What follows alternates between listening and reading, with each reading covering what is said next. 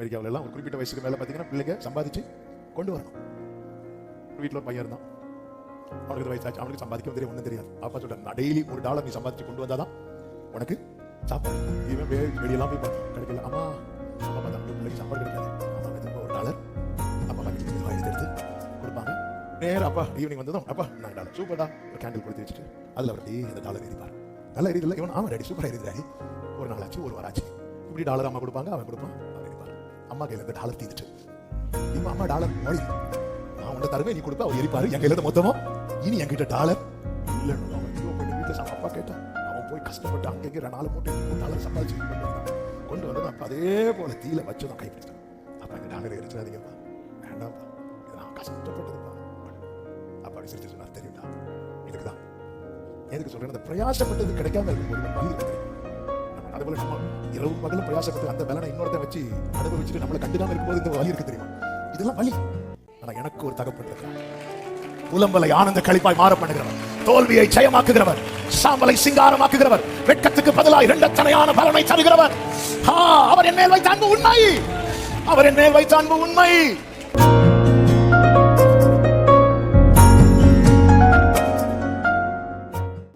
ஆமென். கரங்களை உயர்த்தி ஹல்லேலூயா.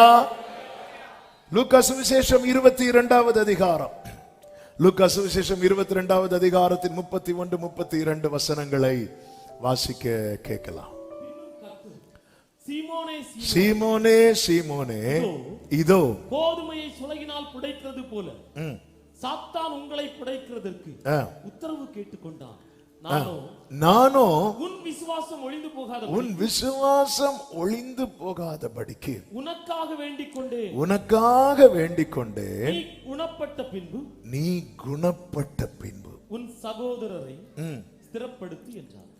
ஆண்டவராக இயேசு கிறிஸ்து காட்டிக் கொடுக்கப்படுவதற்கு முன்பதாக சீஷர்கள் எல்லாம் நிற்கும் போது சீமோனை முன்னிறுத்தி சொல்றார்,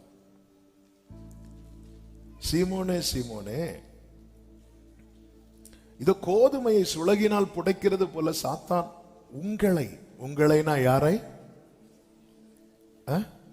அந்த 12 பேர், ஒருவன் போயிட்டான், சீஷர்களை புடைக்கிறதற்கு சோதிக்கிறதற்கு உத்தரவு கேட்டுக்கொண்டான். நானோ உன் விசுவாசம் ஒளிந்து போகாதபடிக்கு உனக்காக வேண்டிக் கொண்டேன் சொல்லிவிட்டு அடுத்து சொல்லுகிறார், நீ குணப்பட்ட பின்பு உன் சகோதரரை ஸ்திரப்படுத்து. நீ குணப்பட்ட பின்பு என்ற வார்த்தையினுடைய சரியான அர்த்தம், when you have returned to me strengthen your brother. நீ என்கிட்ட திரும்பி வந்ததுக்கு அப்புறம் உன் சகோதரரை ஸ்திரப்படுத்து அப்படிங்கிறார். உனக்கு உண்டாகிற ஒரு சோதனையில நீ என்ன செய்ய போற அப்படின்னா, நீ என்னை விட்டு போக போற. நீ மட்டும் இல்ல, நீங்க எல்லாரும். சொல்லிவிட்டு அடுத்து கூடவே என்ன சொல்லுகிறார் அப்படின்னா, நீ திரும்பி வருவ பாரு அப்படிங்கிறார். நீ திரும்பி வந்ததுக்கு அப்புறம் நாம திரும்பி வருவோமான்னு நமக்கே நம்பிக்கை கிடையாது. ஆனா நாம திரும்பி வருவோம்னு அவர் நம்புறார். பாத்தீங்களா?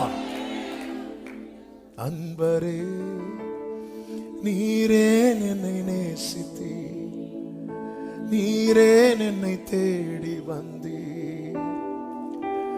குறைகள் நிறைந்த என்னை. நல்ல கவனமா கேளுங்க. எங்க ஓடி போறாங்க எல்லாரும்? இந்த சோதனையில எங்க ஓடி போக போறாங்க? யோவான் சுவிசேஷம் 16:32 இயேசு சொல்லுகிறார், இதோ நீங்கள் சிதறுண்டு அவன் தன் இடத்துக்கு போய் என்னை தனியே விட்டுவிடும் காலம் வரும். அப்ப இவங்க எல்லாம் சிதறி எங்க போக போறாங்க? சொல்லுங்க வாயை திறந்து. தன் இடம்னா எந்த இடம்? மனுஷகுமாரன் சொல்லுகிறார், மனுஷகுமாரனுக்கு தலை சாய்க்க இடம் இல்லை. ஆனா மனுஷகுமாரனுக்கு ஒரு இடம் உண்டு. எங்க இடம் இருக்கு? அப்பாக்கு இடம். அவர் எங்கிருந்து வந்தார்? தன் இடம்னா எல்லாரும் எங்க இருந்து வந்தாங்களோ அங்க போறாங்க. இன்னும் சொல்லணும்னா ஆண்டவர் எந்த இடத்திலிருந்து அவர்களை அழைத்தாரோ அதே இடத்துக்கு திரும்பி போறாங்க. பேதுரு எங்கிருந்து அழைத்தார்? சத்தமா சொல்லுங்க, சத்தமா சொல்லுங்க. கடற்கரையில இருந்து என்ன செஞ்சிட்டு இருக்கும் போது அழைத்தார்? இயேசுவை விட்டு பேதுரு போய் எங்க போனார் அது ஆண்டவருக்கு தெரியும். அதனாலதான் பேதுரு பேதுரு பேதுரு காணாமல் போன ஆட்டை தேடி கண்டுபிடிச்சார். ஆனா பேதுருவை அங்க தேடி அலையல. அவருக்கு தெரியும் எங்க போவான்னு. அவரை விட்டுட்டு போனா எங்க போவோன்னு அவருக்கு தெரியும். நீ எந்த அச்சவரை போவேன்னா பார்த்துட்டு இருக்கிறார். அதனாலதான் இந்த பேதுரு எங்க போனான்னு தெரியலையே, பேதுருவை கண்டீங்களா, பேதுருவை கண்டீங்களா அப்படி தேடல. அவருக்கு தெரியும் இவன் எங்க போறான், இவன் எங்க போறான். அவன் என்னை விட்டு தன் இடத்துக்கு அவருக்கு தெரியும். அப்ப ஒரு சோதனை வரும்போது எல்லாரும் செதறி அவங்கவுங்க இடத்துக்கு திரும்பி போறாங்க. எங்கிருந்து கர்த்தர் எடுத்து கொண்டு வந்தார், எங்கிருந்து அழைத்து கொண்டு இதுவரை வந்தாரோ அதே இடத்துக்கு திரும்பி போறாங்க. சோதனைக்கு அவங்க என்ன நினைக்கிறாங்கன்னா, நம்ம திருப்பி அங்க போயிட்டோம்னா, திருப்பி பழையது போல போயிட்டோம்னா இந்த பிரச்சனைக்கு தப்பிடலாம். இல்ல இல்ல இல்ல, அப்படி மட்டும் இயேசு நினைச்சிருந்தாருன்னு வைங்களேன், அவருக்கும் போயிருக்கலாம்ல. அவர் போனா பிதா வரக்கூடாதுன்னு சொல்லுவாரா? இருக்கிறீங்களா இங்க? ஹல்லேலூயா, ஆமென். இனி இப்படி ரொம்ப கவனிச்சு எதுவும் சொல்லாம இருக்கிறவங்கள்ட்ட தான் கேட்க போறேன். ஆமென், ஹல்லேலூயா, ஆமென். இப்ப பேதுரு ஓடுறாரு, யோவான் ஓடுறாரு, யாக்கோபு ஓடுறாரு, எல்லா சீஷரும் ஓடுறது மாதிரி இயேசு நானும் வருகிறேன்னு சொல்லிட்டு நேரா போனா பிதா நோன்னு சொல்லுவாரா? இயேசு ஏன் போகாம நிக்கிறார்? இயேசுக்கு ஒரு ஆசை உண்டு. என்ன ஆசை தெரியுமா? என் அப்பா முன்னாடி நான் ஜெயிச்சுட்டு தான் நிக்கணும்.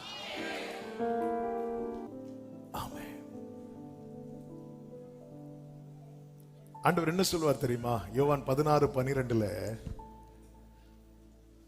இன்னும் அநேக காரியங்களை வாசிங்க, கொஞ்சம் ஸ்பீடா. இன்னும் அநேக காரியங்களை நான் உங்களுக்கு சொல்ல வேண்டியதா இருக்கிறது, அவைகளை நீங்கள் இப்பொழுது தாங்க மாட்டீர்கள். அவைகளை நீங்கள் இப்பொழுது தாங்க மாட்டீர்கள்.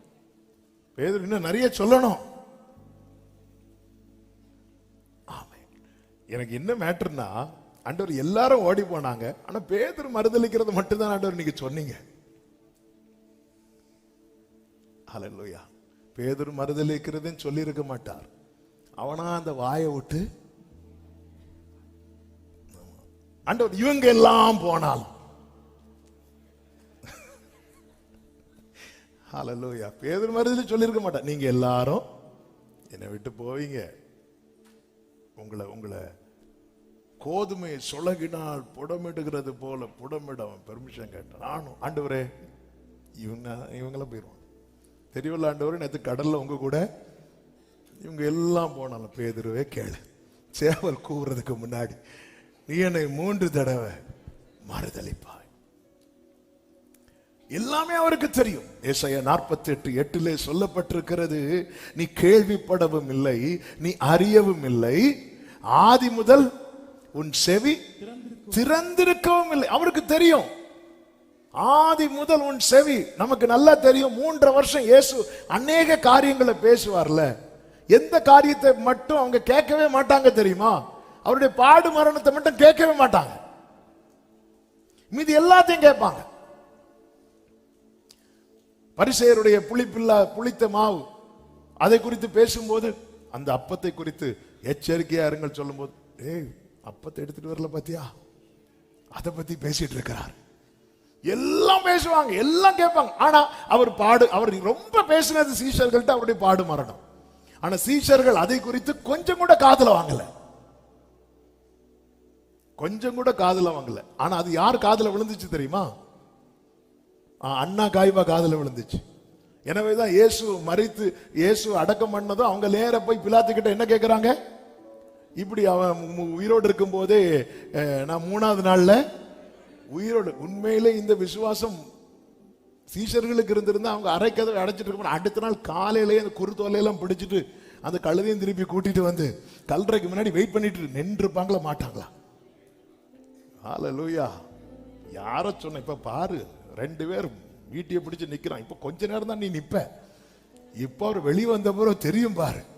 ஒண்ணும் இல்லை, அரைக்கதவை அடைச்சிட்டு மகதலேனா மரியாள் வந்து அவர் உயிரோடு இருக்கிறாருங்கிற செய்தியை வந்து சொன்னதுக்கு அப்புறமும், ஹே பீட்டர், பீட்டர், பேதுரு, யோவான், யாக்கோபு, அவர் உயிரோடு இருக்கிறார். இவ்வளவு தெரியும்ல, 7 பேய் போனது வந்திருக்கும், இவ சொல்லதெல்லாம் கேட்காது. ஒரு கல்லறை திறக்கப்பட்டிருக்கிறது, நாங்க கண்டோம் அப்படின்னதும் யோவான் எழுப்பி ஓடுறான். யோவான் ஓடுனதுனால பேதுரு ஓடுறான். பேதுரும் அதுல யாரு? யோவானை விட முன்னாடி. எல்லாத்திலும் நான் தான் ஃபர்ஸ்ட், எல்லாத்திலும் நான் தான் ஃபர்ஸ்ட். எதுக்கு? முன்னாடி போய் பார்த்துட்டு கல்லறை எல்லாம் உள்ள போய் பார்த்துட்டு திருப்பி வந்து அதே போல. ஆமா, பேதுரு நீ எதுக்கு போன? அவன்கிட்ட கேளு, அவன் எதுக்கு போனான்?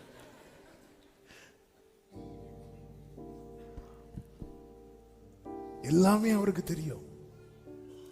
நீங்க என்னை விட்டு போயிருவீங்கன்னு சொன்னார். ஆண்டவரே, அது உண்மை ஆண்டவரே. சில சிச்சுவேஷன்ல நிக்க முடியாம ஒரு முறை அல்ல, 2 முறை இல்ல. ஆண்டவர் நேசிக்கிறத மட்டும் விட்டுறாதீங்க. இந்த இடத்துல நீ மறுதலிப்ப எல்லாம் சொல்லிட்டு சொல்றாரு, நீ திரும்பி வருவடா அப்படிங்கிறாரு. என்ன நம்பிக்கை! நீ திரும்பி வருவ, நீ திரும்பி வருவ, நீ வந்துருவ. நான் வருவேன் ஆண்டவரே, நீ வந்துருவடா. நீ திரும்பி வந்துட்டு சும்மா இருக்க கூடாது, உன் சகோதரர்களை ஸ்திரப்படுத்தணும். ஹalleluya. ஆண்டவரே, நான் மறுதலிப்பேங்கிறத நீங்க எதை வச்சு சொல்றீங்க? உன் மனநிலையை வச்சு சொல்றேன். நான் திரும்பி வருவேங்கிறத எதை வச்சு சொல்றீங்க? ஆண்டவரே, நான் உன்மேல் வைத்திருக்கிற அன்பை வைத்து சொல்லுகிறேன். நேசம் மரணத்தை விட. நல்ல கையை தட்டி ஆமென் சொல்லுங்க பார்க்கலாம். திரளான தண்ணீர்கள் நேசத்தை அவிக்க மாட்டாது. திரளான தண்ணீர்கள். என் ஆண்டவர் என் மேல வைத்திருக்கிற அன்பு பெரியது, அன்பு பெரியது. நல்ல கவனிங்க. இந்த அன்புல என்ன இருக்கும் தெரியுமா? நம்பிக்கை இருக்கும், விசுவாசம் இருக்கும். நம்பிக்கையில் அன்பு இருக்க வேண்டிய அவசியம் கிடையாது. நம்பிக்கையில் அன்பு இருக்க வேண்டிய அவசியம் கிடையாது. நமக்கு வேண்டப்பட்ட ஒருத்தங்க ஐசியூல இருப்பாங்க, வெளியே இருப்போம், டாக்டர் உள்ள போவாங்க, உள்ள போயிட்டு வெளியே வருவாங்க, இப்படி எதிர்பார்த்துட்டு இருப்போம். டாக்டர் என்ன சொல்லுவாங்க? அப்ப டாக்டருடைய வேர்டை நம்ம நம்புறோம். டாக்டர் சொல்றாங்க, நீங்க பயப்படுற மாதிரி ஒண்ணு இல்ல அப்படின்னு சொன்னது நமக்குள்ள என்ன வருது? நம்பிக்கை வருது. அந்த நம்பிக்கை வந்து ஐ லவ் யூ டாக்டர் அப்படி சொல்லுவோமா? நம்பிக்கையில வந்து அன்பு இருக்க வேண்டிய அவசியம் இல்ல. ஆனா அன்புல என்ன இருக்கணும் தெரியுமா? அவர் நம்ம மேல அன்பு சகலத்தையும் நம்பும். அவர் என் மேல வச்சிருக்கிற அன்புல இருக்கிற நம்பிக்கை என்ன தெரியுமா? என் பிள்ளைய நான் திரும்ப கொண்டு வருவேன், என் பிள்ளைய நான் திரும்ப கொண்டு வருவேன். Glory! பேதுருவே, நீ திரும்ப வருவ பேதுருவே, நீ திரும்ப வருவ பேதுருவே. அவ்வளவு அந்த அன்பு, நீ திரும்பி வருவ. அதனால ஆண்டவர் சொல்றார், அழுகையோடும் விண்ணப்பத்தோடும் என்னிடத்தில் வருவார்கள். வந்தார்கள், வருவார்கள். ஹalleluya. அவன் அழுதுட்டானே என்கிட்ட தான் வருவான். என்ன நம்பிக்கைங்க! வெளியே இருந்து பிள்ளைங்க விளையாடிட்டு இருக்கிறாங்க, வா வான்னு கூப்பிட்டா வரமாட்டேங்கிறாங்க. விளையாடிட்டு இருக்கும்போது 2 பிள்ளைங்களுக்கு சண்டை வந்துட்டு, சண்டை வந்து நம்ம பிள்ளைக்கு காலில் ஏதோ சின்ன அடிபட்டுட்டு, கையில் அடிபட்டுட்டு ஓடி எங்க வருவாங்க தெரியுமா? வருவாங்க, அம்மான்னு ஓடி வருவாங்க, அப்பான்னு ஓடி வருவாங்க. அவர் சொல்லுகிறார், நான் உன் மேல வச்சிருக்கிற அன்பு சீசன் லவ் கிடையாது, எவர் லாஸ்டிங் லவ். அனாதி ஸ்நேகத்தால். ஆண்டவரே, உங்க பிள்ளை அழுறான், அவன் என்கிட்ட வருவான், நான் அவனுக்கு பிதாவா இருக்கிறேன். ஸ்பிரிச்சுவலா இந்த கிறிஸ்தவ வாழ்க்கைக்குள்ள ஒரு மெச்சூரிட்டிங்கிற நிலைமை வந்ததும் நம்ம இந்த ஆண்டவருடைய அன்பெல்லாம் கிரகிக்க தவறுகிறோம். அதுக்கப்புறம் நம்ம பார்வையே வந்து வேற மாதிரி, இந்த அறிவு பெருத்தவங்க போல இருக்கும். தாவீதின் குமாரனே எனக்கு இறங்கோன்னு பர்திமை கத்துனது வந்து சீஷர்களுக்கு பிடிக்கல. சும்மா இவங்க எல்லாம் ஆரம்பத்தில் கத்துனவங்க, அது மறந்துட்டாங்க. இவங்க எல்லாம் ஆரம்பத்தில் ஐயோ அத்தனை பேருக்கு முன்னாடி காலில் விழுந்து, பேதுருவே என்ன சொன்னீங்க பேதுரு? நான் பாவின்னு சொன்னேன்ல, இப்ப ஏன் அவன் கத்துனா பிடிக்க மாட்டேங்குது? வளர்ந்துட்டீங்களா பேதுருவே? அந்த மகிமையை பார்த்துட்டு வந்த ஒரு இதா உங்களுக்கு His love. அந்த அன்பை மட்டும் எடுத்துட்டா நீ திரும்பி வருவ. என் ஆண்டவருடைய அன்புக்கு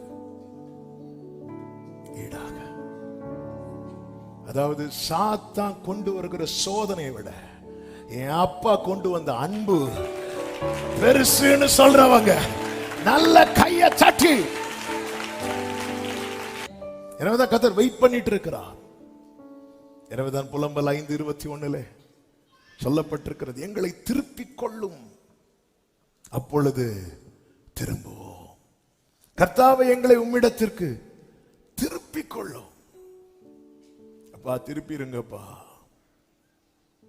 பஸ்கா இரவு, பிரியமானவர்களே, இந்த பஸ்கா இரவு ஒரு பக்கத்துல ஆண்டவராகிய இயேசு கிறிஸ்துவின் பாடுகள் எல்லாம் பார்க்கும்போது உண்மையில பேதுருவுக்கு அவன் லைஃப்ல மறக்க முடியாத இரவு.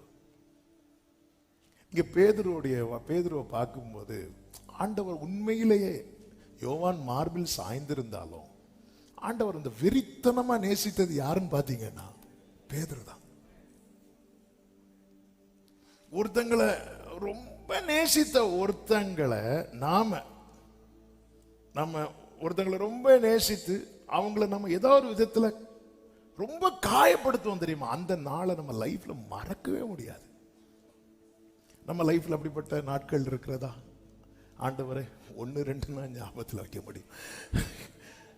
ஆமே, இந்த பேதுரு லைஃப்ல இதை மறப்பாரா? அவரை தெரியாதுன்றேன், மறுதளிச்சுட்டேன், ஐயோ மறுதளிச்சுட்டேன். இந்த சேவல் கூவும் போதும் சரி, சேவல் கறி சாப்பிடும் போதும் சரி, இதெல்லாம் ஞாபகத்துக்கு வந்த எங்க நம்ம இதெல்லாம் யோசிச்சிருக்கிறோமா? நம்ம லைஃப்ல நாம கஷ்டப்பட்ட இரவுகளை ஞாபகத்தில் வச்சிருப்போம். நாம கஷ்டப்பட்ட இரவுகள், நாம கஷ்டப்பட்ட சில தருணங்கள் இருக்கும், சில நைட் இருக்கும் பாருங்க, புழு போல துடிச்ச இரவுகள் இருக்கும். நம்ம லைஃப்ல நம்ம மறக்கவே மாட்டோம். அது எப்படி மறக்க முடியும்? ஈஸில முடியாது. அது கர்த்தர் நினைத்தால் மட்டும்தான் மறக்க வைக்க முடியும். ஆமே, யோசேப்பு அதனாலதான் நான் சொல்லுவார், என் வருத்தம் யாவையும் அது கர்த்தர் நினைச்சா மட்டும்தான் சில நினைவுகளை என்ன பண்ண முடியும், மறக்க வைக்க முடியும். சும்மா மறந்துருனா, மறந்துட்டேன், நான் உன்னை மறந்துட்டேன், நீ என்ன மறந்துரு. நீ என்ன மறந்தியா திருப்பி கேட்கறது, எங்க மறக்க? அவ வருத்தங்கள் மறக்கணும்னு அது கர்த்தர் நினைச்சா மட்டும்தான் முடியும். அப்படிலாம் முடியாது.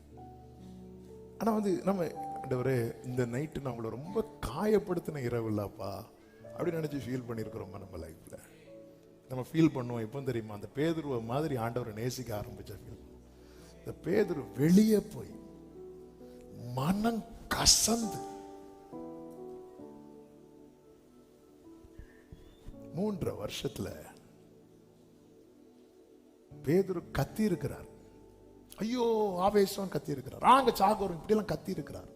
ஆனா மனம் கசந்து அழுதது எப்ப தெரியுமா? அவன் இரவு முழுவதும் பிரயாசப்பட்டு ஒன்னும் கிடைக்காத போதல்ல, அத்தனை பேருக்கு முன்னாடி கடல்ல மூழ்கின போதும் அல்ல, அவரை நான் கஷ்டப்படுத்திட்டேனே.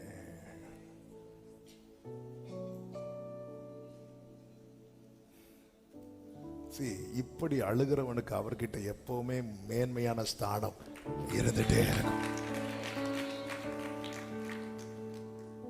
நம்ம லைஃப்ல அழுறதெல்லாம், ஏன்னா இவ்வளவு பிரயாசப்பட்டு எனக்கு ஒன்னும் கிடைக்கல, அழுறோம். அழக்கூடாது, அழுக வரும், பின்ன அழுக வராம இந்த பிரயாசத்துக்கு பலன. எங்க அப்பா பிரசங்கம் பண்ணும்போது ஒரு ஸ்டோரி சொல்லுவாங்க. அமெரிக்காவில எல்லாம் ஒரு குறிப்பிட்ட வயசுக்கு மேல பாத்தீங்கன்னா பிள்ளைங்க சம்பாதிச்சு கொண்டு வரணும். ஒரு வீட்டில் ஒரு பையன் இருந்தான், அவனுக்கு இந்த வயசாச்சு, அவனுக்கு சம்பாதிக்கவும் தெரியாது, ஒன்றும் தெரியாது. அப்பா சொல்றாரு, நான் டெய்லி $1 நீ சம்பாதிச்சு கொண்டு வந்தாதான் உனக்கு சாப்பாடு. இவன் வெளியெல்லாம் போய் பார்த்தான், கிடைக்கல. அம்மா பார்த்தாங்க, ஐயோ பிள்ளைக்கு சாப்பாடு கிடைக்காது. அம்மா மெதுவாக $1 அப்பா பாக்கெட்ல இருந்து மெதுவாக எடுத்து கொடுப்பாங்க. நேரம் அப்பா ஈவினிங் வந்ததும், அப்பா நாங்கள் $1 சூப்பர்டா, ஒரு கேண்டில் கொளுத்தி வச்சுட்டு அதில் அவர் அப்படியே அந்த $1 எரிப்பார். நல்லா எரியுது இல்லை? இவன் ஆமாம் டாடி சூப்பராக எரியுது டாடி. ஒரு நாள் ஆச்சு, ஒரு வாரம் ஆச்சு. இப்படி டாலர் அம்மா கொடுப்பாங்க, அவன் கொடுப்பான், அவர் எரிப்பார். அம்மா கையில் இருந்த டாலர் தீந்துட்டு, இப்போ அம்மா டாலர் ஓடிரு, நான் உண்ட தருவேன், நீ கொடுப்ப, அவர் எரிப்பாரு, என் கையில இருந்து மொத்தமும். இனி என்கிட்ட டாலர் இல்லைன்னு அவன், ஐயோ இப்போ இன்னைக்கு வீட்டில் அப்பா கேட்டா, அவன் போய் கஷ்டப்பட்டு அங்கங்கே 4 மூட்டையை தூக்கி ஒரு டாலர் சம்பாதிச்சு கொண்டு வந்துட்டான். கொண்டு வந்ததும் அப்பா அதே போல தீயில வச்சதும் கையை பிடிச்சிட்டான். அப்பா இந்த டாலரை எரிச்சிடாதீங்கப்பா, வேண்டாம்ப்பா, இது நான் கஷ்டப்பட்டதுப்பா. அப்பா அப்படி சிரிச்சிட்டு சொன்னார், தெரியும்டா, இதுக்குதான். எதுக்கு சொல்றேன்னு, அந்த பிரயாசப்பட்டது கிடைக்காம இருக்கும்போது ஒரு வலி இருக்கு தெரியுமா? நம்ம அதே போல நம்ம இரவும் பகலும் பிரயாசப்பட்டு அந்த பலனை இன்னொருத்தன் வச்சு அனுபவிச்சுட்டு நம்மளை கண்டுக்காம இருக்கும்போது இந்த வலி இருக்கு தெரியுமா? இதெல்லாம் வலி, இதெல்லாம் வேதனை. ஆனா அப்போ மனங்கசந்து அழாத பேதுரு, அவரை நான் துக்கப்படுத்திட்டேனே, அவரே நான் தெரியாதுன்னு சொல்லிட்டேனேன்னு சொல்லி,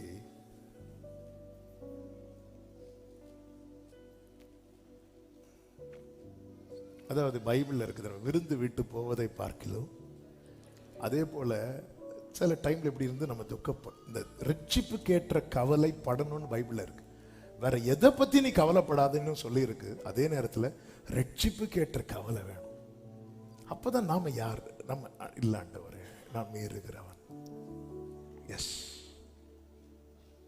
என் நீதி எல்லாம் ஒண்ணுமே கிடையாதுப்பா.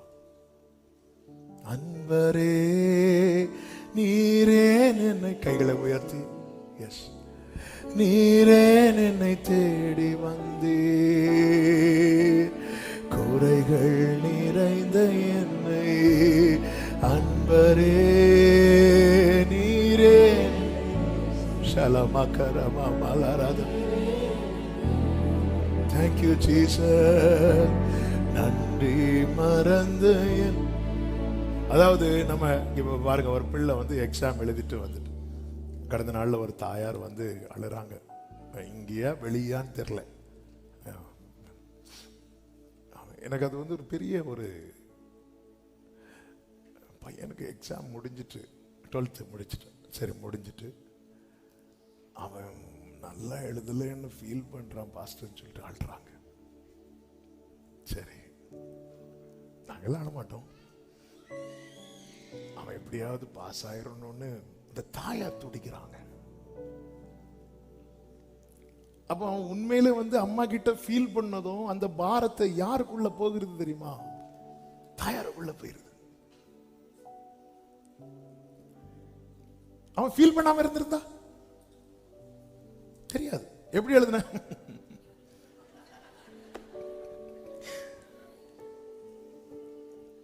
அந்த எக்ஸ்பீரியன்ஸே வேற. எப்படி கொஸ்டின், இப்படி ஒரு கொஸ்டின், அதாவது நல்ல படிச்சவனை விட படிக்காம போவான் தெரியுமா, அவனுக்கு தான் ஈஸி. அவனுக்கு டஃப்பான கொஸ்டின் எது? ஈஸி ஒண்ணும் தெரியாது. ரைட்,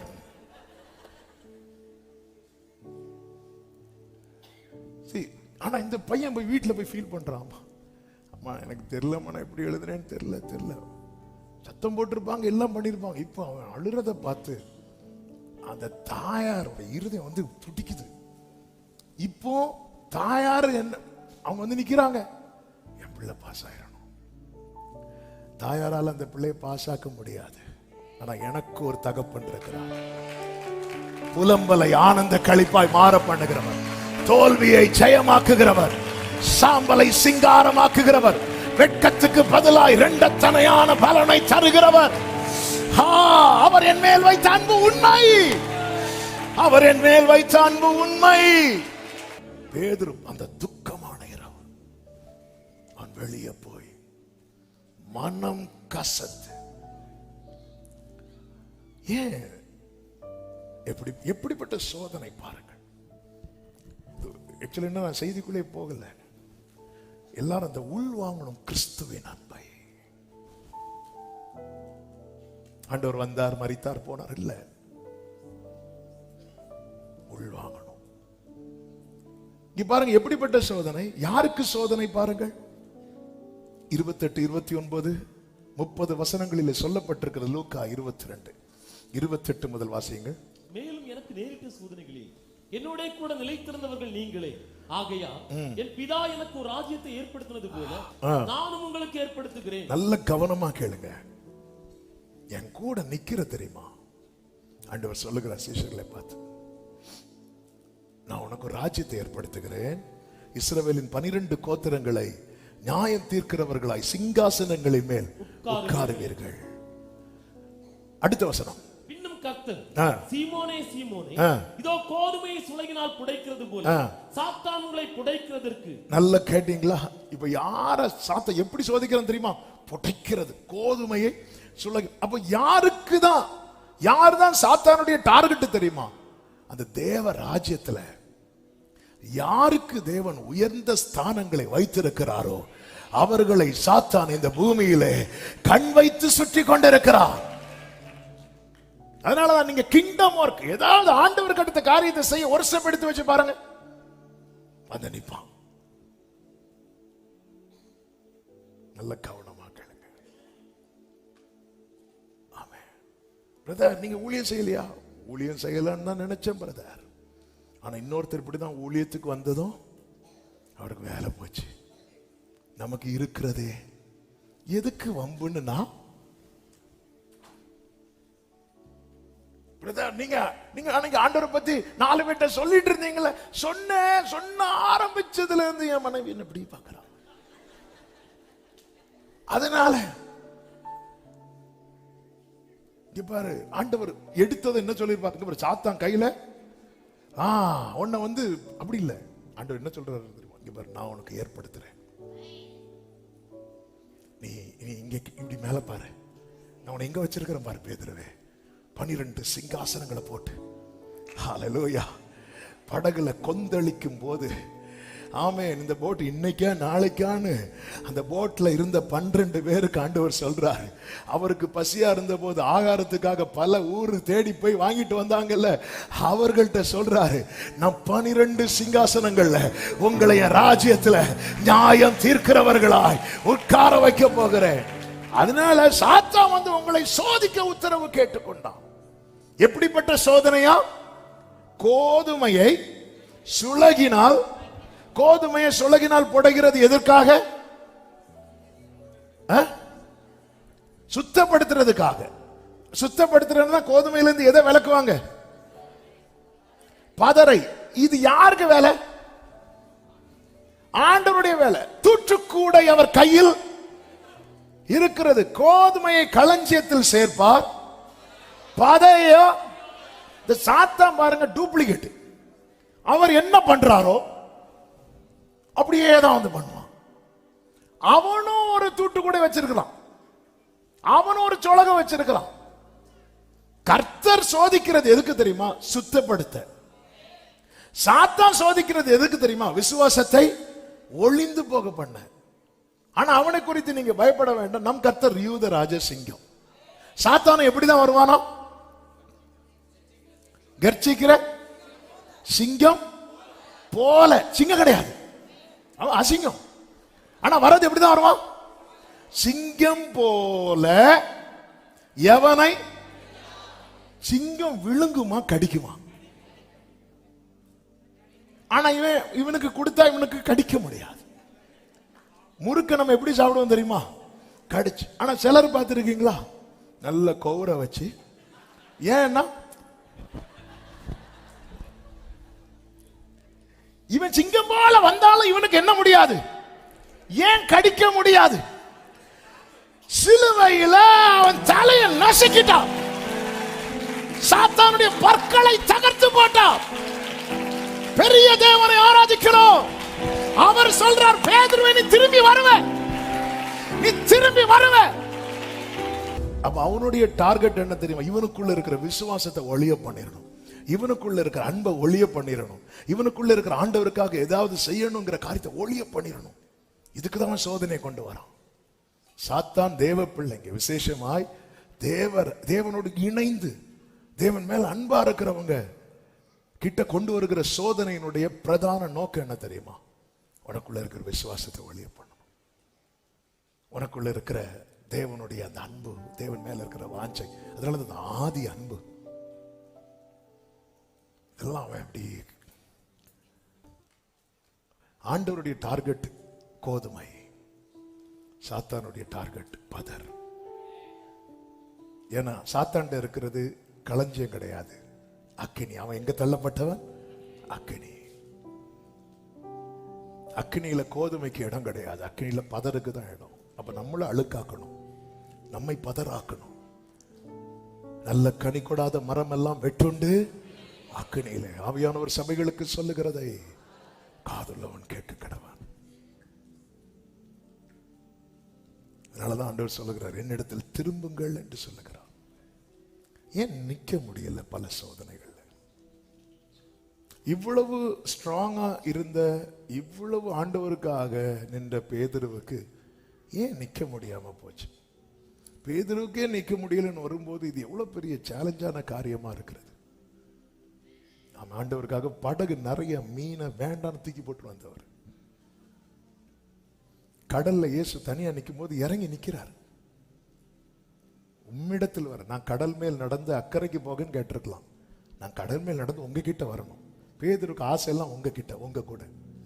அந்த அந்த மகிமையை காட்சியை காண்பித்த பிறகும் ஆண்டவர், உமக்கு ஒரு கூடாரம், எலியாவுக்கு ஒரு கூடாரம், உங்க கூடாரத்தில் நான் இருந்துருவேன். அதுதான் அவருடைய ஆசை.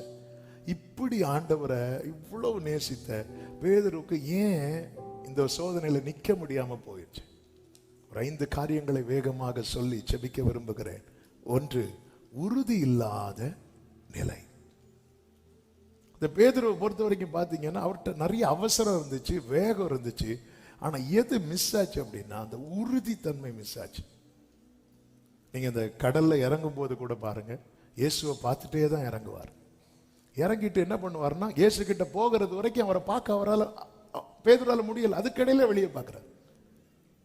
நம்ம ஜெபம் பண்ண 1 மணிக்கு உட்கார்ந்து 9 தடவை போனை பார்ப்போம் தெரியுமா? அதே போல காற்றை பார்த்தார், கடலில் மூழ்கினார். போனை பார்த்தார், போனில். நம்ம வாழ்க்கையில இப்படிதான் காற்றடிக்கும். நகோமி மோவாபை விட்டு பெத்லகேமுக்கு திரும்பி போகும்போது 2 மருமக்கள் நேர கூட வராங்க. கூட வந்ததும் நகோமி அவர்களை முத்தமிடுகிறார். முத்தமிட்டதும் அவங்க சத்தமிட்டு அழுதார்களாம். ரூத் 1:9 சொல்லப்பட்டிருக்கிறது, அப்பொழுது அவர்கள் சத்தமிட்டு அழுது அவளை பார்த்து, உம்முடைய ஜனத்தண்டைக்கே. யாரெல்லாம் சொல்றாங்க? ரூத்தும் ஓர்பானும். நாங்க உம்முடைய 2 பேரும் அழுது சொல்றாங்க. உடனே நகோமி மேட்ரை எக்ஸ்பிளைன் பண்றாங்க. பாருங்க, நீ நினைக்கிற மாதிரி கிடையாது, அங்க போன வாழ்க்கையெல்லாம் கிடைக்காது. இப்படி சொன்னதும் 18வது வசனத்துல 14வது வசனத்துல, அப்பொழுது அவர்கள் சத்தமிட்டு அதிகமாய் அழுதார்கள். ஓர்பாள் முத்தமிட்டு போனாள். இந்த சும்மா சும்மா கிஸ் பண்றவங்களை நம்பவே கூடாது. ஃபர்ஸ்ட் நகோமி முத்தமிட்டாள். நகோமி முத்தமிடுறது எதுக்காக? நான் உங்களை விட்டு போறேன்னு சொல்றதுக்காக. அப்போ இவங்க முத்தமிடல. இப்பொழுது ஓர்பாள் முத்தமிடுகிறாள். ஆனால் ரூத்தோ அவளை விடாமல் பற்றி கொண்டாள் இருக்கிறது. 18வது வசனத்தில் சொல்லப்பட்டிருக்கிறது, அவள் தன்னோட வர மன உறுதியா இருக்கிறதை கண்டு. அப்போ தீர்மானம் 2 பேர் எடுக்கிறாங்க, பயணமும் 2 பேர் தொடங்குறாங்க. ஆனா உறுதி ஒருவளுக்குள்ள இருக்கிறது, இன்னொருவளுக்குள்ள இல்லை. அவ என்ன சொல்றா தெரியுமா? ரூத்து நகோமி சொன்னதும், உம்முடைய ஜனத்தண்டைக்கு நான் வருகிறேன், உம்முடைய தேவன் என் தேவன், நீர் மரணம் அடையும் இடத்தில் நானும் மரணம் அடைவேன்னு சொல்றாங்க. நீங்க மரணம் அடைகிற இடத்துல நானும் மரணம். அப்போ இங்க வாழ்வோ தாழ்வுங்களாம் 2வது மேட்டர். அவ ஒரு தீர்மானம் எடுத்துட்டான், உறுதியான. அந்த உறுதியான நிலை எங்க இல்லைன்னா இவங்க கிட்ட இல்லை. இயேசு கிறிஸ்து எடுத்துக்கொள்ளப்படும் போது என்ன சொல்லுவார்? நீங்க பரிசுத்தாவி வரும் வரைக்கும் நீங்க காத்திருங்கள். வேற எதுவுமே சொல்ல மாட்டார். நீங்க வெயிட் பண்ணுங்க, காத்திருங்க, பரிசுத்தாவி உங்கள் மேல் வரும். அப்பொழுது நீங்கள் பலன் அடைந்து எருசலேமிலும் யூதேயாவிலும் சமரியாவிலும் எனக்கு சாட்சியா இருப்பீங்க ஏன்னா தெரியும் அவர் இல்லாம இவங்களால முடியாதுன்னு தெரியும். சரின்னு சொல்லிட்டு ஜோம் பண்ண ஏறினாங்க. ஜோம் பண்ண ஏறினா என்ன செய்யணும்? ஜோம் பண்ணும். பேதுரு எழும்பி நின்று, நம்ம கூட்டத்துல ஒரு ஆள் குறைவு. யார் இல்ல? யூதாஸ் இல்ல, நம்ம ஒருவனை தெரிந்தெடுப்போம். யாரை தெரிந்தெடுத்தாங்க? மத்தியா. அந்த மத்தியா வச்சு என்ன யூஸ் ஆச்சுன்னு நமக்கு தெரியல. பைபிள்ல வேற எங்கேயாவது பார்த்தோமா? 10 நாள் என்ன பேதுரு சொன்னாரு? எப்படி தெரிந்தெடுத்தாங்க தெரியுமா? சீட்டு போட்டு. ஆனா பரிசுத்தாவி வந்ததுக்கு அப்புறம் பவுலை எப்படி பிரித்தெடுத்தாங்க தெரியுமா? ஆவியானவர் திருவுளம் பற்றினார். உறுதியான நிலை இல்லைன்னா நம்ம என்னதான் வைராக்கியம் பாராட்டினாலும் விழுந்துருவோம். 2வது காரியம், தவறான தீர்மானம்.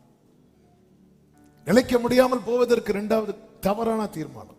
ஆண்டவராக இயேசு கிறிஸ்து தம்முடைய காரியங்கள் எல்லாம் சொல்லும் போது யோவான் 13வது அதிகாரத்தின் 36வது வசனத்தை பாருங்கள். சீமோன் பேதுரு அவரை நோக்கி, ஆண்டவரே நீர் எங்கே போகிறீர்? ஆண்டவரே நீர் எங்கே போகிறீர் என்றார். இயேசு அவனுக்கு பிரதியுத்தரமாக, நான் போகிற இடத்துக்கு இப்பொழுது நீ என் பின்னே வரக்கூடாது, பிற்பாடு என் பின்னே வருவாய் என்றார். பிற்பாடு என் பின்னே வருவாய். ஓகே ஆண்டவரே, அப்படி சொல்லி இருந்தா பிரச்சனை இல்லை. உடனே பேதுரு கேட்கிறாரு. பேதுரு அவரை நோக்கி, ஆண்டவரே நான் இப்பொழுது உமக்கு பின்னே ஏன் வரக்கூடாது? உமக்காக என் ஜீவனையும் கொடுப்பேன். பேதுரு, நான் வந்தது எனக்காக உன் ஜீவன் வாங்குறதுக்கு இல்ல, உனக்காக என் ஜீவனை கொடுக்க. இந்த இயேசுக்கு ரோலை நம்ம எடுக்கவே கூடாது. நான் ஏன் வரக்கூடாது? இப்படி சொன்னதும் அடுத்த வசனம், இயேசு அவனுக்கு பிரதியுத்தரம், எனக்காக உன் ஜீவனை கொடுப்பாய். ஜீவனே கொடுக்க போற, இரு வா. சேவல் கூறதுக்கு முன்னாடி நீ என்னை 3 தரம் மறுதலிப்பாய் என்று கேட்டு வாங்கினாரா? எத்தனை இப்படி கேட்டு வாங்கிட்டு இருக்கிறோம்? தவறான தீர்மானம். அதாவது காட்ஸ் வில் ரெண்டா பார்க்கலாம். Perfect will, permissive will. தீர்மானிக்கப்பட்ட காரியம், அனுமதிக்கப்பட்ட காரியம். தீர்மானிக்கப்பட்டதுன்னா அந்த திட்டத்தை போடும்போது நம்முடைய ஆலோசனை உள்ள கிடையாது. அது ஏற்கனவே தீர்மானிக்கப்பட்டது. ஆனா அனுமதிக்கப்பட்டது இருக்குல்ல, அதுல நம்முடைய பிடிவாதங்கள் இருக்கும், நம்முடைய விருப்பங்கள் இருக்கும். ஆண்டவர் சில நேரத்தில் ஓகேம்பார். இப்போ லோத்துவை கர்த்தர் என்ன பண்ணுவார்னா, தூதர்களை விட்டு, சோதமை விட்டு கையை பிடிச்சு அவனை வெளியே இழுத்துட்டு என்ன சொல்லுவார்? அந்த மலைக்கு ஓடிப்போ அப்படி சொல்லி இவன் ஓடி போயிருந்தா பிரச்சனை இல்லை. லோத்து உடனே சொல்றார், ஆண்டவர் அது என்னால முடியாது, நான் இந்த பட்டணத்துக்கு போறேன், சோவாருக்கு போறேன், அந்த பட்டணத்துக்கு போறேன். உடனே கர்த்தர் என்ன செய்வார் தெரியுமா? அனுமதிக்கிறார். இப்ப லோத்தை பொறுத்த வரைக்கும் கர்த்தர் சொல்லிதான் நான் இங்க வந்தேன்னு தான் சொல்லுவார். ஆனா கர்த்தர் தீர்மானித்து அல்ல, கர்த்தர் அனுமதித்து. அப்படி போன இடத்துலதான் லோத்தின் மனைவி என்ன பண்ணாங்க? உப்பு தூணானாங்க. அதுக்கப்புறம் அவங்க அங்கே இருந்தாங்களா? இல்ல, திருப்பி மலைக்கு போறாங்க. சுத்தி வளைச்சு கரைசில கர்த்தர் சொன்ன இடத்துக்கு தான் வந்து நிற்போம். ஆனா நம்ம எப்படி யாரை பிளேம் பண்ணுவோம்? இந்த நகோமி உண்மையிலேயே தேவனுக்கு பயந்தவங்க தான், தேவனிடத்தில் ஜெபிக்கிறவங்க தான். எப்படி சொல்றோம்னா, மோவாபில போய் பஞ்சம் தேசத்துல இருந்த பிறகும் மோவாபில போய் தன் மருமக்கள் இடத்துல யாரை பத்தி ரொம்ப பெருசா பேசுறாங்க தெரியுமா? தேவனை பற்றி. அதனாலதான் ரூத்து சொல்றாங்க, உம்முடைய தேவன் என் தேவன். அப்ப தேவனை பத்தி 2வது ஜனங்களை பத்தியே பேசுறாங்க. அப்ப கண்டிப்பா ஆண்டவர்கிட்ட கேட்டுட்டு தான் போயிருப்பாங்க. ஆண்டவரே, ஆண்டவரே, நான் ஆண்டவரே என்கிட்ட பேசும் ஆண்டவரே, நான் மோவாபுக்கு போட்டுமா? என்ன ஆண்டவரே பேச மாட்டேங்கிறீங்க?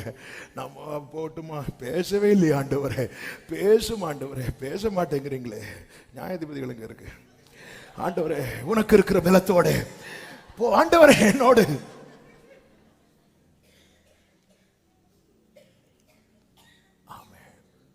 இப்ப திருப்பி வராங்க.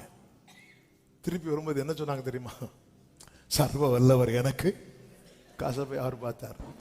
கேட்டு வாங்கிட்டு நம்ம அநேக, ஆண்டவரே உங்ககிட்ட சொல்லிட்டு தான் ஆண்டவரே செஞ்சேன்,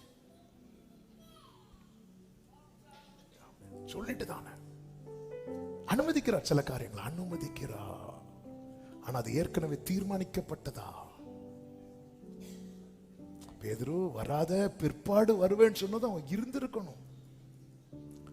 எப்படி மற்ற சீஷர்கள் ஓடி போய் எங்கெங்கிருந்து தூக்கிட்டு வந்தாருன்னு நமக்கு தெரியாம சைலண்டா மறைக்கப்பட்டதோ, பேதுரு மேட்டரும் மறைஞ்சிருக்கும். நான் ஏன் வரக்கூடாது? ஆண்டவட்ட எனக்கு கீ இருக்குல்ல கையில, சிலர் கையில கீ கிடைச்சிட்டுனா இந்த பரலோகத்தின் திறவுகோலை வச்சு வாங்கினதுல இருந்து இப்படி இடக்கு முடக்க தான் பேசிட்டு இருப்பார். ஆண்டவர் இவைகள் உமக்கு சம்பவிக்கவே கூடாது. ஆண்டவர் எங்க போகிறீர்? நான் ஏன் வரக்கூடாது? ஒரு கீய இங்க கொடு, நாம இருந்தா வாங்கியிருப்போம். நான் ஏன் வரக்கூடாது? சில தவறான தீர்மானம். இந்த தவறான தீர்மானத்தினுடைய விளைவு என்ன தெரியுமா? ஆண்டவர் வராதுன்ட்டாரு, இப்ப அவன் போக தீர்மானிக்கிறான். லூக்கா 22:54 சொல்லப்பட்டிருக்கிறது, அவர்கள் அவரை பிடித்த பின்பு பிரதான ஆசாரியனுடைய வீட்டிலே கொண்டு போய் விட்டார். பேதுரு தூரத்திலே பின் சென்றான். யாருக்கு பின் செல்லுகிறான்? இயேசுவுக்கு தான் பின் செல்லுகிறான். ஆனா இங்க என்ன நடக்கிறது? ஒரு தூரம், ஒரு டிஸ்டன்ஸ், ஒரு இடைவெளி, ஒரு இடைவெளி. ஆண்டவர் இப்ப அலோவ் பண்றார். ஆண்டவர் என்ன பண்ணிருக்கலாம் தெரியுமா? அந்த சீஷர்களை, இந்த சேவர்களை பார்த்து பின்னாடி ஒருத்தன் வரான், விரட்டி விடு சொல்லியிருக்கலாம். மல்கூஸ்டே சொல்லியிருக்கலாம். மல்கூஸ் காதை வெட்டினே வரான், கத்தி எப்படி காட்டு ஓடிடும்.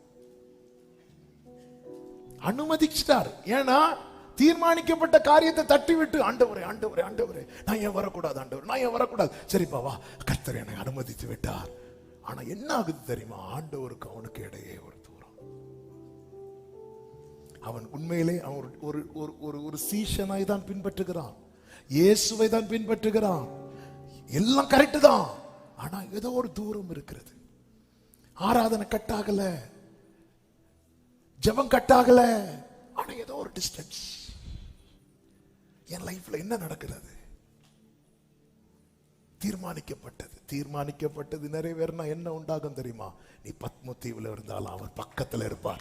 நீ 7 மடங்கு அக்கினியில இருந்தாலும் அவர் பக்கத்துல இருப்பார். எல்லாம் எல்லாம் எல்லாம் எல்லாம் எல்லாம் ரைட்டு. தீர்மானிக்கப்பட்ட காரியத்தை தட்டி விட்டு ஏன்னு கேள்வி கேட்டு வாங்கி வச்சிட்டு இருக்கிறோமே. ஜனங்கள் கேட்டு வாங்கின ராஜா சவுல், தேவன் தெரிந்தெடுத்து கொடுத்த ராஜா தாவீது. நீ கேட்டு வாங்கினது உன் பார்வைக்கு சூப்பரா இருந்தாலும் சவுலை விட பல மடங்கு பெஸ்ட், பெட்டர் எல்லாம் சொல்லலாம். யார தெரியுமா? தாவீது. நம்முடைய லைஃப்ல நிறைய காரியங்கள் ஆண்டவர்கிட்ட போராடிட்டு இருக்கிறோம். தீர்மானிக்கப்பட்டது நடக்கட்டும் நினைக்கிறவங்க உறவாடுவாங்க. தீர்மானிக்கப்பட்டதல்ல வேற வேற வேறன்னு சொல்றவங்க போராடுவாங்க. தவறான தீர்மானம். 3, ஜெபம் இல்லாத ஜீவியம். மத்தேயு 26:40-41 வசனங்களிலே கர்த்தர் சொல்லுகிற, நீங்கள் 1 மணி நேரமாவது விழித்திருந்து ஜெபிக்க கூடாதா? நீங்கள் சோதனைக்கு உட்படாதபடிக்கு விழித்திருந்து ஜெபம் பண்ணுங்கள் என்றார். ஜெபம் இல்லாத ஜீவியம். நல்ல கவனமா கேளுங்க. டயர்டா இருக்குன்னு சொல்லி டின்னரை கூட தள்ளி போட்டுருங்க, பிரேயரை தள்ளி போட்டுறாதீங்க. ஐயோ, அலாரம் வச்சு எழும்பி சாப்பிட்றவங்க உண்டு. நைட்டுல போற எனக்கு பசிக்கும், பசிச்சா எனக்கு என்ன வராது? தூக்கம் வரலன்னா ஜோம் பண்ணுங்க. ஜோம் பண்ணா தூக்கம் வந்துடும், பசிச்சா தூக்கம் வராது. நம்ம லாஜிக்கலா இருக்குல்ல. ஒரு நாள் சாப்பாட கூட தள்ளி போட்டுருங்க, ஜெபத்தை மட்டும் தள்ளி 1 hour ஆகுது. பிரேயர் எவ்வளவு முக்கியம். 3 வருஷம் கூட இருந்த பேதுரு லைஃப்ல 1 மணி நேரம் ஜெபம் கட்டானதும் தூரம் போயிட்டான். ஆமென். பேதுருட்ட இயேசு என்ன சொல்லுவா தெரியுமா? நானும் உன் விசுவாசம் ஒளிந்து போகாதபடிக்கு உனக்கு வேண்டிக் கொண்டேன்.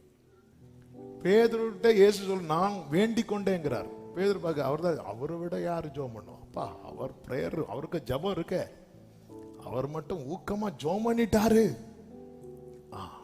அவர் ஊக்கமா ஜெபம் பண்ண, நீங்க தூக்கமா இருக்க. எங்க இயேசு பிதா கிட்ட வேண்டிக் கொள்வதை விட வேற பவர்ஃபுல் பிரேயர் இருக்கு. அப்படி இருந்தும் பேதுருவே நீ ஜெபம் பண்ணலன்னா, அவங்க ஜெபம் பண்ணுவாங்க, ஜெபம் பண்ணுவோம், எல்லாரும் ஜெபம் பண்ணுவாங்க. ஆனா நம்ம ஜெபம் பண்ணலன்னா, ஆமே ஆமே, நமக்கு நாமே உத்தரவாதம் எடுக்கலன்னா, ஜெபம் இல்லாத ஜீவியம் தடுமாற வச்சு. 4 மாம்ச செயல். யோவான் 18:10. அப்பொழுது சீமோன் பேதுரு தன்னிடத்தில் இருந்த பட்டயத்தை உருவி பிரதான ஆசாரியனுடைய வேலைக்காரனை வலது காதர வெட்டினான். இந்த மீனை பிடிச்சதும் சைடை வெட்டி பழக்கம், ஆளை பிடிச்சதும் ஒரு வெட்டு. ஏன்னா ஆண்டவர் தான் சொல்லி இருக்கிறார், நீ உன்னை நான் மனுஷரை பிடிக்கிறவனாக்குவேன். மீனை பிடிச்சா என்ன செய்யணும்? அப்ப ஆளை பிடிச்சாலும் நல்ல வேளை அதுக்கு முன்னாடி பட்டயத்தெல்லாம் வைக்க வச்சுட்டார். இல்லைன்னா பெந்தேகோஸ்து நல்ல 3000 பேருக்கு காது. அதுவும் பாருங்க, கேட்பாங்க, ஆண்டவரே நம்மிடத்தில் பட்டயம் இருக்கிறது, வெட்டலாமா அப்படின்னு கேட்பாங்க. கேட்கும் போது இயேசு வெட்டலான்னு சொல்லுவாரா, வெட்டக்கூடாதுன்னு சொல்லுவாரா?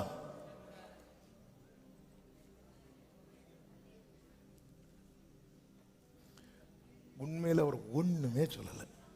ஆனா நம்ம நிறைய சொல்றோம் பாத்தீங்களா, இயேசு சொன்னார், ஆண்டவர் சொன்னார்னு. இதான் நம்ம பிரச்சனை. அது ஆண்டவர் சொன்னார், எங்க சொன்னா எங்க பா சொன்னேன். அதாவது இப்ப வெட்டிட்டு பேதுரு என்ன சொல்லுவார் தெரியுமா? ஆண்டவரே உங்கள்ட்ட கேட்டுட்டு தானே வெட்டுனேன், உங்கள்ட்ட சொல்லிட்டு தானே வெட்டினேன், சொல்லிட்டு வெட்டினேன், கேட்டு வெட்டினியா? நம்ம நிறைய இப்படிதான் செய்வோம். ஆண்டவரே எப்படியாவது எனக்கு இந்த காரியத்தை வாய்க்க பண்ணும். வாய்க்காது. என்ன ஆண்டவரே உங்கள்ட்ட சொல்லிட்டு தானே செஞ்சேன், சொல்லிட்டு செஞ்சப்பா என்கிட்ட கேட்டுட்டு செஞ்சியா? கேட்டு செய்யறதுக்கும் சொல்லி செய்யறதுக்கும் என்ன? சொல்லி செய்யறது, ஆண்டவர் நீர் எப்படியாவது எனக்கு இதை வாய்க்கப்படும். கேட்டு செய்யறதுன்னு என்ன தெரியுமா? நான் அதை செய்யலாமா ஆண்டவரே? செய்யக்கூடாது ஆண்டவரே. எப்படியாவது எப்படியாவது ஆண்டவரே நீர் வாரும். இயேசுவும் அந்த கல்யாண வீட்டுக்கு அழைக்கப்பட்டிருந்தார். அழைக்கப்பட்ட இடத்துல அவர் அமைதியா இருப்பார். திராட்சரசம் குறைவுபட்டது, எனக்கும் உனக்கும் என்ன, பேசாம இரு. ஆமென். மாம்ச செயல் நல்ல கவனமா கேளுங்க. 40வது வயதுல மோசேக்கு தன் சகோதரரை சந்திக்க வேண்டும் என்கிற எண்ணம் உண்டாயிற்று. இன்னொரு 10 இயர்ஸ் மட்டும் மோசே வெயிட் பண்ணி இருந்திருப்பார்னா, உரைக்கப்பட்ட தீர்க்க தரிசனம் உரைக்கப்பட்ட காலத்துக்குள் நிறைவேறி இருக்கும். என்ன தீர்க்க தரிசனம், என்ன காலத்துக்குள்? 400 வருஷம் ஆபிரகாமுக்கு கர்த்தர் கொடுத்த வாக்கு. 400 வருஷத்துக்கு அப்புறம் ஜனங்க வெளியே வருவாங்க. ஆனால் மோசே அவசரப்பட்டு வெளிப்படுத்தின மாம்ச செயல்னால எக்ஸ்ட்ரா 30 இயர்ஸ் ஆகுது. 40 வயசுல எகிப்தில் இருக்கிறார். அடுத்த 40 வருஷம் மோசே வனாந்திரத்துல நிக்க முடியல. மாம்ச செயல எண்ணம், நல்ல எண்ணம், நல்ல எண்ணம், ஆனா வெளிப்படுத்தினது மாம்ச செயல்னால நிக்க முடியாம போயிட்டு. திரும்ப மோசே வரணும்னா, மோசே அழிக்க நினைச்ச எல்லாரும் அழியணும், இல்லாம வர முடியாது. அதுக்கு 40 இயர்ஸ் ஆச்சு. அதுக்கு 40 இயர்ஸ் வச்சு பார்க்கும்போது இஸ்ரவேலர்களுக்கு கொடுக்கப்பட்ட 400 வருஷம் தாண்டி எக்ஸ்ட்ரா 30 வருஷம், 430 வருஷம். அப்ப எக்ஸ்ட்ரா 30 வருஷம் கஷ்டப்பட்டதுக்கு காரணம் யாரு? மோசே வெளிப்படுத்தின அந்த ஒரு மாம்ச செயல். நம்முடைய வாழ்க்கையில பல தாமதங்களுக்கு காரணம் என்ன தெரியுமா? நமக்குள்ள நல்ல எண்ணம் தாங்க இருக்கு, நன்மை செய்யணுங்கிற எண்ணம் இருக்கு. ஆனா நம்ம வெளிப்படுத்துகிற மாம்ச செயல்னால எத்தனை காரியங்கள் நமக்கு நிக்கவே முடியாது. இன்னைக்கு ஒருத்தங்களை பகைக்கிறோம், பகைச்சு அவங்களுக்கு அகைன்ஸ்டா ஏதோ பேசிட்டோம். அந்த ஆத்மாவுக்கான சுவிசேஷத்தை கர்த்தர் நம்மை கொண்டு சொல்வதற்கு ஏற்கனவே கர்த்தர் தீர்மானிச்சு வச்சுட்டாருன்னு வைங்களேன். அவங்க எப்படி ரட்சிக்கப்படுவாங்க? ஆண்டவர் தெரியும்ல, ஆண்டவர் செட் பண்ணி அது நடக்கிறத வெயிட் பண்ணுவார். மோசே கிட்ட சொல்லுவார்ல, உன் கையால உன்னை கொண்டு நான் கொண்டு வரேன். மோசே என்னை வேற யாரையாவது அனுப்புங்க அப்படி சொன்னதும், ஏன் வேற ஆரோன் இருக்கிறது ஆண்டவருக்கு தெரியாதா? மோசே போனது அந்த இடத்துல ஆரோனை வச்சு கரெக்டா உரைக்கப்பட்ட காலத்துக்குள்ள ஜனங்களை வெளியே கொண்டு வர வேண்டியதானே? இல்ல, கர்த்தர் வெயிட் பண்றார். நம்ம ஒருத்தங்களை பகைக்கிறோம், நம்ம சகோதரர்களை பகைக்கிறோம், நம்ம குடும்பத்தில் உள்ளவங்களை பகைக்கிறோம்.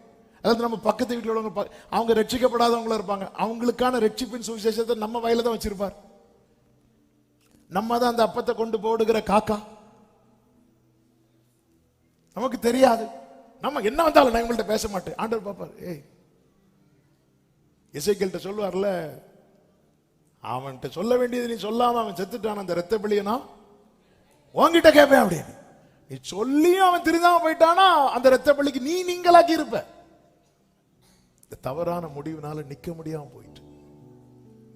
நல்ல ஒரு செகண்ட் யோசித்து பாத்தீங்களா? பேதுரு மட்டும் இந்த முடிவை எடுக்காம இருந்திருந்தா அடுத்த நாள் சிலுவைக்கு முன்னாக யோவான் நிற்கும் போது கண்டிப்பா அந்த இடத்துல யாரும் நின்றுப்பா தெரியுமா? பேதுரு நின்றுப்பான். நிக்க முடியல. அடுத்த நாள் நிற்கும் போது பேதுரு நின்றுப்பார். கண்டிப்பா நின்றுப்பார். நம்ம மாம்சிகமா எடுக்கிற எத்தனை இடத்துல நிக்க வேண்டியவங்க, நம்ம எத்தனை இடத்துல நம்ம பேரை வந்திருக்கோம், முடியல. மாம்ச செயல். ஐந்தாவதாக ஏற்க மறுக்கும் நிலை. இந்த மனம் ஏற்க மறுக்கிறது. மத்தேயு 16வது அதிகாரம் 21, 22 வசனங்களை வாசியுங்கள். அது முதல் இயேசு தாம் எருசலேமுக்கு போய் மூப்பராலும் பிரதான ஆசாரியராலும் வேத பாரகராலும் பல பாடுகள் பட்டு கொலையுண்டு 3ஆம் நாளில் எழுந்திருக்க வேண்டும் என்பதை தம்முடைய சீஷர்களுக்கு சொல்ல தொடங்கினார். அப்பொழுது பேதுரு அவரை தனியே அழைத்து, ஆண்டவரே, இது உமக்கு நேரிடக்கூடாது, இது உமக்கு சம்பவிப்பதில்லை என்று கடிந்து கொள்ள அவனால் அக்செப்ட் பண்ணவே முடியல. ஏற்க மறுக்கும் நிலை நம்மை விலக பண்ணிரும். யோனா நல்ல தீர்க்கதரிசி, யோனா பெரிய தீர்க்கதரிசி, நல்ல தீர்க்கதரிசி, பிரசன்னத்தில் இருக்கிற தீர்க்கதரிசி. கர்த்தர் அவரிடத்துல பேசுகிறார். நீனிவே அக்கிரமம் பெருசா இருக்கு, நீ போய் அவர்களிடத்துல பேசுன்னு சொன்னதும் யோனா என்ன பண்றார் தெரியுமா? அவர் சமூகத்தை விட்டு, அந்த வசனத்தை பாருங்கள், யோனா 1வது அதிகாரம் 3வது வசனத்தை பாருங்கள். அப்பொழுது யோனா கர்த்தருடைய சமூகத்தினின்று விலகி தர்ஷீசுக்கு ஓடி போகும்படி எழுந்து யோப்பாவுக்கு போய் தர்ஷீசுக்கு போகிற கப்பலை கண்டு கூலி கொடுத்து தான் கர்த்தருடைய சமூகத்தினின்று விலகும்படி அவர்களோட தர்ஷீசுக்கு போக கப்பல் ஏறினான். விலகிறதுக்காகவே போறான். இப்படி போனா கர்த்தர் சமூகத்தை விட்டு விலகிருவோங்கிறது இருக்கு. எப்படி போனா கர்த்தருடைய சமூகத்தை விட்டு விலக முடியும்னு பார்த்து போறோம். ரீசன் என்ன தெரியுமா? அக்செப்ட் பண்ண முடியல. நீனிவே அங்க வேண்டாம், அது வேண்டாம், இது வேண்டாம். லைஃப்ல இது பல காரியங்களை நம்ம ஏற்க மறுக்கிறோம். ஒன்றை புரிந்து கொள்ளுங்கள், நம்முடைய நாளையும் அவர் பார்த்துதான் பேசிக் கொண்டிருக்கிறார். இன்னும் ஏன் நம்முடைய தலைமுறைகளையும் பார்த்துதான் பேசிக் கொண்டிருக்கிறார். ஆதாமுக்கு இன்னும் குழந்தை பிறக்கவே இல்லைங்க. ஆனா கிறிஸ்துவை குறித்த வெளிப்பாடு வெளிப்பட்டதல்லவா? நம்ம இன்னைக்கு உள்ளதை பார்த்துட்டு இன்னைக்கு உள்ள சிச்சுவேஷனை வச்சுட்டு ஆண்டவர் இது நடக்கக்கூடாது இப்படி பேசிட்டு இருக்கிறோம். ஆனா ஆண்டவர் பாருங்க, நம்முடைய எல்லாவற்றையும் பார்த்துட்டு பேசிட்டு இருக்கிறார். நம்ம ஏற்க மறுக்கும் போது இதனுடைய, நீ தீர்க்கதரிசியா இருந்தாலும் ஏற்க மறுத்தால் விலகிடுவ. நீ சீஷனா இருந்தாலும் பிரதான சீஷனா இருந்தாலும் ஏற்க மறுத்தால் விலகி விடுவாய். இதுதான் உண்மை. விலகிறதுக்கு காரணம் இதுதான். ஆனாலும் கர்த்தர் சொல்லுகிறார், ஓசியா 14வது அதிகாரத்தில், நீங்கள் கர்த்தரிடத்தில் திரும்புங்கள், வார்த்தைகளை கொண்டு திரும்புங்கள். அப்படி திரும்பும் போது அதனுடைய 4வது வசனத்தை பாருங்கள். நான் அவர்கள் சீர்கேட்டை குணமாக்குவேன். I will heal their backsliding. சீர்கேடுனா பின்மாற்றம். நான் ஹீல் பண்ணுவேன். நீ குணப்பட்ட பின்புன்னு சொல். எப்படி குணப்படுறது? அவர் குணமாக்குவார். அவர் குணமாக்குவார். எப்படி குணமாக்கினார் நமக்கு தெரியும் அல்லவா? பேதுரு அந்த ஸ்தானத்துக்கே போறான். இயேசு அங்க தேடி வரார். பிள்ளைகளே அப்படி சொல்லி கூடுறார். கிட்ட கொண்டு வந்து உட்கார வச்சு, நீ என்னிடத்தில் அன்பாயிருக்கிறாயா என்று 3 முறை கேட்டதும் பேதுருக்கு அது துக்கமாயிற்று. பேதுருவுக்கு உண்மையிலே இங்க துக்கமானது காரணம் என்ன அப்படின்னா, ஒன்று, ஆண்டவரே, என்னால நான் நினைச்சது மாதிரி உங்களை நேசிக்க முடியலையேங்கிற துக்கம். இன்னொரு துக்கம் என்ன தெரியுமா? ஆண்டவரே, நீங்க எப்படி ஆண்டவரே நான் நினைக்கிறதை விட என்ன அதிகமா நேசிக்கிறீங்க? இது தாங்க முடியல பேதுருவுக்கு. என் ஆண்டவர் என்னை எப்படி நேசிக்கிறார் அப்படின்னா, ஒவ்வொரு நாள் தாண்ட தாண்ட என்ன சொல்ல வருது அப்படின்னா, நான் அவர் என் மேல ஒரு வச்சிருக்கிற அன்பை நான் நினைச்சிருக்கிறேன் தெரியுமா, அதை விட அதிகமாய் இந்த அறிவு மட்டும் நமக்கு வந்துட்டுன்னு வைங்களேன், திரும்பிடுவோம். அதாவது அப்பா வீட்டுல சாப்பாடு இருக்குங்கிற அறிவே ஒருத்தனை தகப்பனிடத்துல திரும்ப வச்சுட்டுன்னா, அப்பா கிட்ட இன்னும் என் மேல வைத்த அன்பு நிலைத்திருக்கிறது என்கிற அறிவு எவனையும் கர்த்தரிடத்துல திரும்ப வரும்.